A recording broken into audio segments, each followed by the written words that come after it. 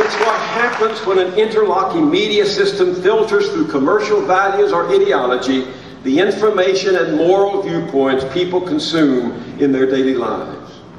And by no stretch of the imagination can we say today that the dominant institutions of our media are guardians of democracy. Despite the profusion of new information platforms on cable, on the internet, on radio, blogs, podcasts, YouTube, and MySpace, among others, the resources for solid, original journalistic work, both investigative and interpretive, are contracting rather than expanding. I'm an old-fashioned, I'm a phobia at this, I guess, a hangover from my days as a cub reporter and a newspaper publisher. But I agree with Michael Schudson, one of the leading scholars of communication in America, who writes in the current Columbia Journalism Review that while all media matter, some matter more than others. And for the sake of democracy, print still counts most, especially print that devotes resources to gathering news. Network TV matters, he said. Cable TV matters, he said. But when it comes to original investigation and reporting, newspapers are overwhelmingly the most important media. But newspapers are purposely dumbing down, driven down, says Schudson, by Wall Street, whose collective devotion to an informed citizenry is nil and seems determined to eviscerate those papers. Worrying about the loss of real news is not a romantic cliche of journalism. It's been verified by history. From the days of royal absolutism to the present, the control of information and knowledge had been the first line of defense for failed regimes facing democratic unrest. The suppression of parliamentary dissent during Charles I's 11 years tyranny in England rested largely on government censorship operating through strict licensing laws for the publication of books. The Federalist infamous Sedition Act of 1798 in this country, likewise, sought to quell Republican insurgency by making it a crime to publish false, scandalous, and malicious writing about the government or its officials. In those days, our governing bodies tried to squelch journalistic information with the blunt instruments of the law, padlocks for the presses and jail cells for outspoken editors and writers.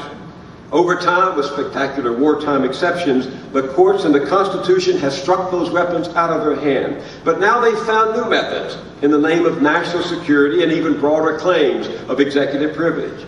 The number of documents stamped top secret, secret or confidential, has accelerated dramatically since 2001, including many formerly accessible documents which are now reclassified as secret. Vice President Cheney's office refuses to disclose, in fact, what it is classifying. Even their secrecy is being kept a secret.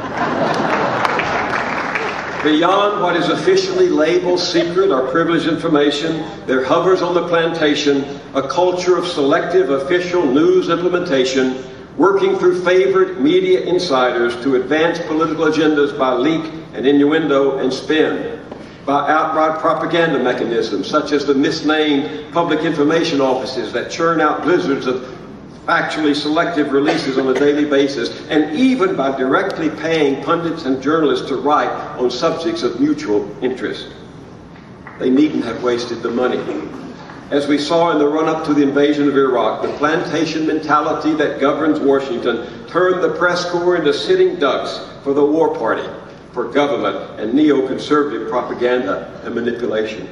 There were notable exceptions, Knight Ritter's Bureau, for example, but on the whole, all high-ranking officials had to do was say it, and the press repeated it until it became gospel. The height of myopia came with the admission, or was it bragging, by one of the Beltway's most prominent anchors that his responsibility is to provide officials a forum to be heard. What they say, more newsworthy than what they do.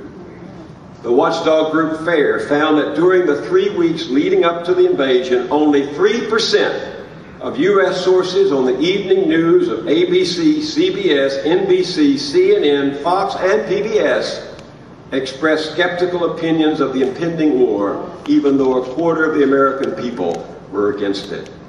Not surprisingly, 2 years after 9/11, almost 70% of the public still thought it likely that Saddam Hussein was personally involved in the terrorist attacks of that day. One Indiana school teacher told the Washington Post, quote, "From what we've heard from the media, it seems like what they feel is that Saddam and the whole Al-Qaeda thing are connected."